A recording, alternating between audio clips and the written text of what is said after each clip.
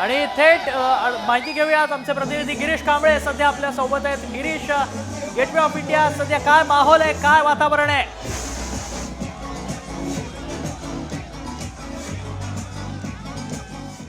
सरत्या वर्षाला निरोप देण्यासाठी नव्या वर्षाचं स्वागत करण्यासाठी मुंबईकर असतील, देश विदेशातील पर्यटक आहेत ते गेट ऑफ इंडियाच्या ठिकाणी आलेले आपल्याला पाहायला मिळत आहेत। मात्र यंदा थोडंसं मुंबईकर असतील किंवा देश विदेशातील पर्यटक जे नववर्षाचं स्वागत करण्यासाठी मुंबईत दाखल झाले आहेत त्यांचा कुठेतरी थोडासा हिरमोड होऊ शकतो। कारण मुंबईत गेट ऑफ परिसर असेल किंवा समुद्रकाठचा परिसर असेल त्या ठिकाणी नव्या वर्षाचं स्वागत करण्यासाठी जी आतिषबाजी केली जाते ती यावेळी मात्र केली जाणार नाही, त्यावर बंदी घालण्यात आली आहे। पालिका आणि पोलीस प्रशासनाकडून तशा पद्धतीच्या सूचना देखील देण्यात आल्या, त्यामुळे कुठेतरी एक प्रकारची हिरमोड होऊ शकते। मात्र नव्या वर्षाचं स्वागत करण्यासाठी मोठ्या संख्येने गर्दी आहे ते आपल्याला बघतोय की गेट ऑफ इंडिया या परिसरात आपल्याला पाहायला मिळते आहे।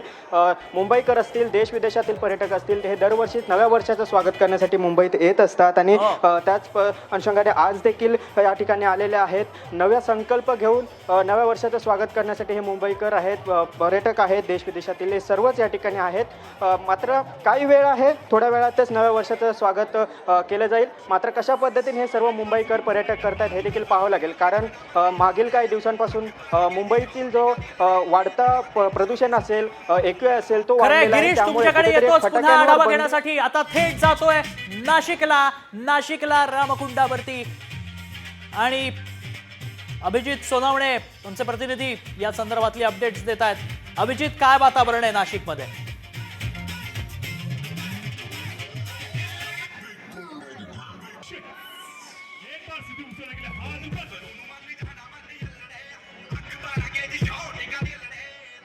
अभिजित, माझा आवाज पोहोचतोय?